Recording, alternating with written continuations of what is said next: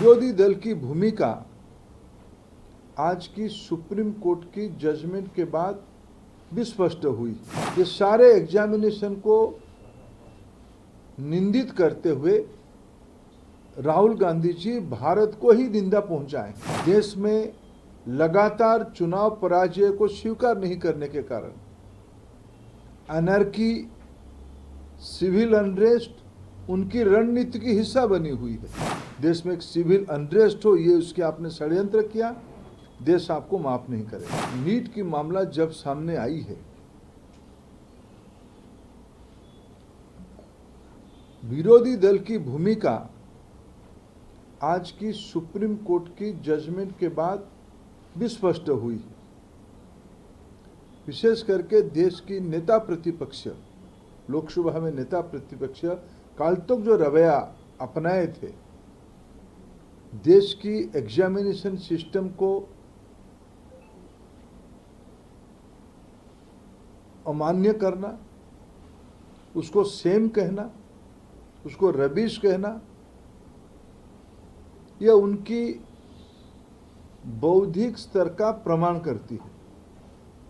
आज देश की इसी सारे कॉम्पिटिटिव एग्जामिनेशन में ना केवल भारत में, विश्व में हमारी आईआईटीएन, हमारी भारतीय शिक्षा व्यवस्था से पढ़े हुए इंजीनियर्स, डॉक्टर्स, आईआईएम जैसे इंस्टीट्यूशन से पढ़े हुए विद्यार्थी दुनिया में अपना प्रतिष्ठा बनाए हैं। भारत की इसमें प्रतिष्ठा बनी है।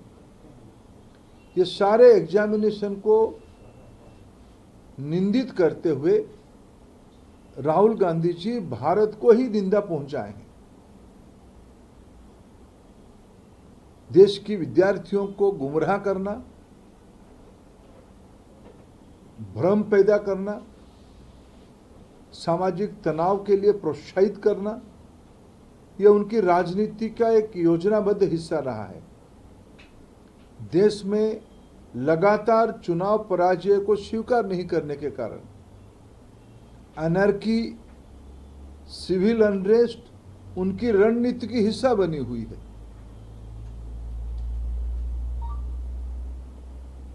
मैं उनको अपील करता हूं, पिछले दिनों में देश के अंदर और समूचा विपक्ष की जो लोग, जिन लोगों ने इस गैर जिम्मेवाराना कामों में लगे थे, इन सबको मैं अपील करना चाहता हूं, कम से कम देश की नौजवानों को, देश की विद्यार्थियों को, उनकी अभिभावकों को वो माफी मांगना चाहिए।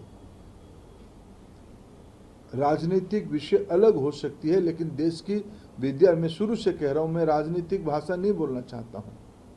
मैं कल लोकसभा में जिस प्रकार की कुतर्क दिया गया, भारत की शिक्षा प्रणाली को निंदित करने का अपचेष्टा किया गया, आज मैं अत्यंत दुख के साथ मर्यादा में रहते हुए अपील करना चाहता हूं कि आपने देश को ठेस पहुंचाया है। देश में अनर्की खड़ा करना चाहे, देश में एक सिविल अनरेस्ट हो, ये उसके आपने षड्यंत्र किया, देश आपको माफ नहीं करेगा। राजनीतिक प्रतिद्वंदिता अलग हो सकती है, राजनीतिक वाद विवाद अलग हो सकती है, लेकिन देश के विद्यार्थी बच्चे सभी के हैं, ये कोई पार्टी के नहीं होते हैं। उनकी खुशी, उनकी नाराजगी हम सभी के हैं।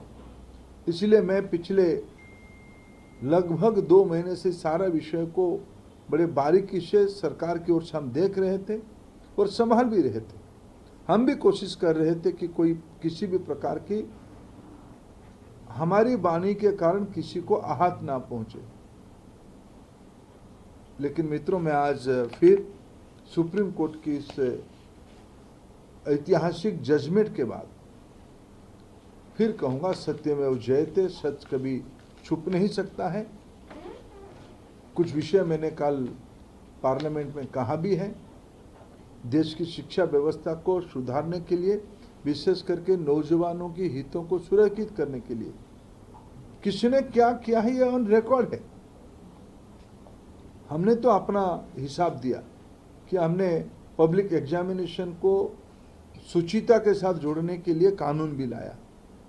जिन लोगों ने 2010 में कानून ला के वापस कर लिए, उनको ही उत्तर देना पड़ेगा। किसकी दबाव में आपने कानून लाके आप उसको वापस किए थे? ये सारा विषय समाज के सामने अभी चर्चित है, उसमें सबको अपना अपना उत्तर देना ही पड़ेगा।